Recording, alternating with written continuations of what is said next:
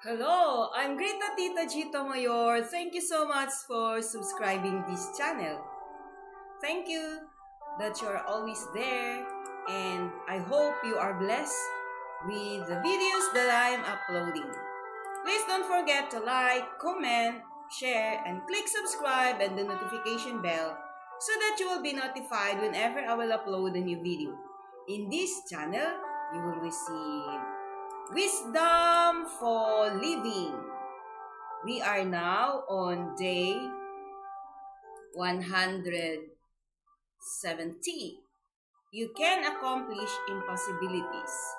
Pwede mong maabot ang mga imposibleng bagay. Kasi remember, bawat isa sa atin ay nilikha ni God na mag-function kagaya niya.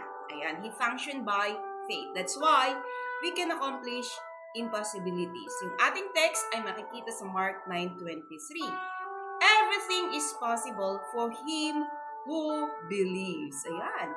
So this is a promise. Lahat na maniniwala sa Kanya, yung mga impossibilities mo ay magiging posible. Yun yung sinasabi ng verse na ito. Just believe it. And the basic principles that apply to the potential of all things also apply to your potential. God, your source creator, is the definer of your potential. The Bible has much to say about your personal worth and your unique capabilities. So, there is a lot of verses. Maraming mga verses na nagsasabi kung ano yung ating kakayahan, ano yung galing natin, di ba? Sa Genesis 1:28 pa lang. And 26, di ba? Sa Genesis 1:26, sabi ni God, let us make mankind in our image, in our likeness, let them rule. It means kapag sinabi niya let them rule, it means He has given us the ability to dominate, to govern, to manage your circumstances, to roll over your circumstances, to control your circumstances, unpleasant or unpleasant circumstances. So mayroon tayo nun. May potential tayo. You can dominate, rule, subdue the earth. Yun yung sinasabi ko kanina. You can be fruitful and multiply. You have the capacity to imagine and plan and believe anything into reality. So, ang dami nun. May kakayahan ka na mag-rise above your challenges in life and turn it into opportunity. May kakayahan ka to rule over your habit, di ba? Hindi ka pwedeng i-rule ng iyong emotion. You have the ability, may potential ka, may kakayahan ka to rule over your emotion, your appetite, your bad habits. And then, sabi rito, meron ka ding kakayahan na maging fruitful, productive, at mag-multiply ng mga taong kagaya mo na kung saan may passion sa kanilang mga ginagawa, sa kanilang give, at alam nila yung kanilang purpose. So, you have the capacity to imagine. Ibig sabihin, meron ka ding kakayahan na mag-imagine at planuhin, strategize, figure it out para ito ay maging totoo at may kakayahan ka na maniwala, manampalataya na yung dream mo will come to reality. Wow! Consistent with man's ability to make plans and bring them to completion is his power to believe impossibilities into possibilities. It means, yung mga imposibleng bagay na nagkaroon ka ng isipan o ideas na natanggap mo na ideas sa mga imposible, kapag in-figure out mo ito at pinumpisahan mo na itong isulat, i-document at maging plan, at umpisahan mo na siyang i-pursue, i-execute, then the impossibilities will become possibilities. Kaya, yung faith mo is the substance, your plan is the substance of what you are hoping for. So, yung substance ng faith mo, faith is the substance of what you are believing. Faith is the substance of what you hope for. Yung substance daw ng faith mo, yun yung plans mo. Yan, maging impossibilities to become the impossibilities to become possibility. Impossible. The impossibilities to become possible. Ayan.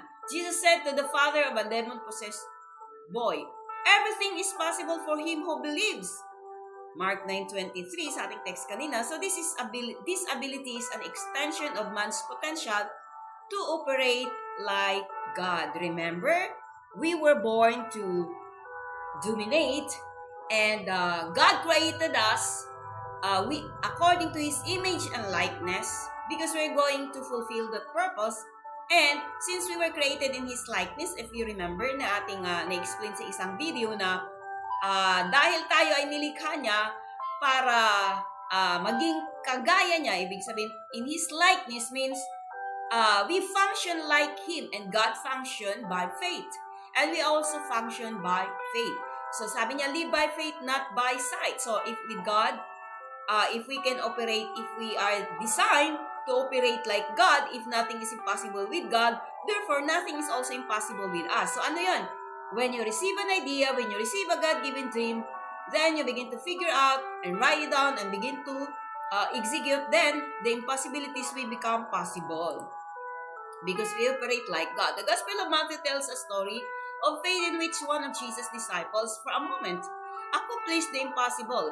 Peter, with the other disciples, was in a boat on the Sea of Galilee when Jesus came to them walking on the water. Remember, si Peter, nakita niya si Jesus as long as na-recognize na Jesus, ikaw yan.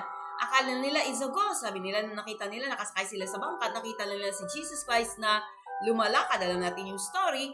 At sabi nila, nung na-recognize nila, sabi ni Peter, sabi niya, Lord, tell me to come to you. So, nang sinabi siya Jesus, ay lumakad siya sa ibabaw ng tubig. And that is impossibilities.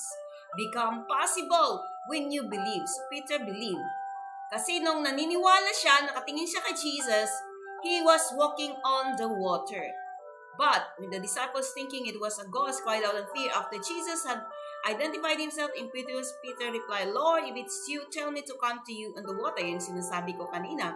At nung sinabihan siya, sige Lord, sabihan mo ako. Pag sinabihan mo ako, sigurado makakalakad ako. At naniwala nga siya. So, ibig sabihin ko, ano sinasabi ni God, pag pinaniwalaan mo ito, sigurado mangyayari ito sa buhay mo.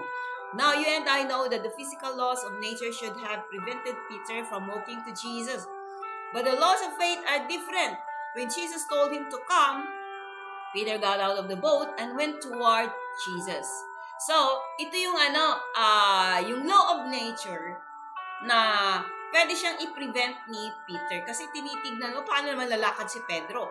So, sa law of nature. But, when we operate on the law of faith, it works in a different way. Wow! Is different way. So, ibig sabihin, kung sinabi ng nature or it's a natural, for example, yung may sakit, sabi ng doktor ay wala ng pag-asa, but when you operate in the law of faith, then it will make a difference. Kagaya ni Sarah, remember, at ni Abraham, they're already old, but Abraham believed.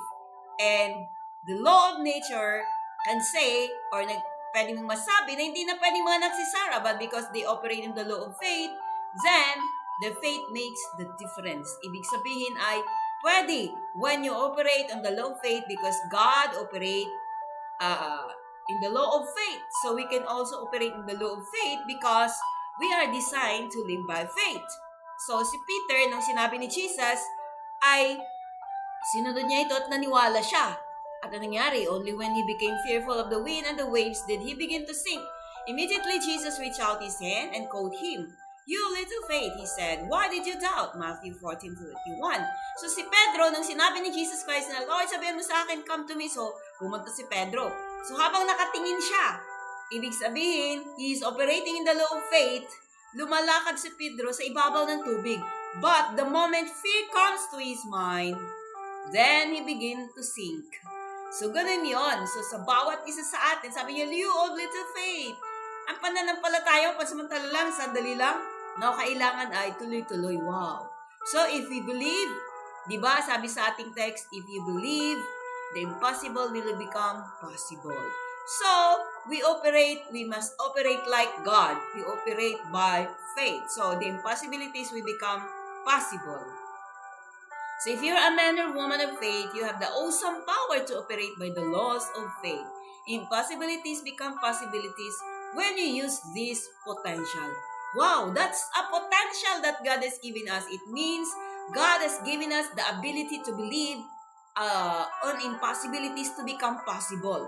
So, paano yun? Binigyan tayo ni Lord ng kakayahan na mag-isip, kakayahan na magplano. So, the impossibilities that comes to your mind or the situation, when you begin to plan, figure it out, plan, then you will be able to reach that. Or, the impossibilities ay nakita mo, in the natural realm and the physical realm.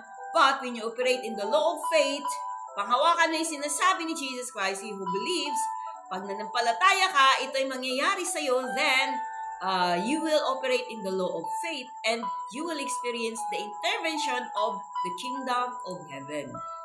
So, we must operate according to our faith, or by faith. We must operate by faith so that the impossibilities will become possible.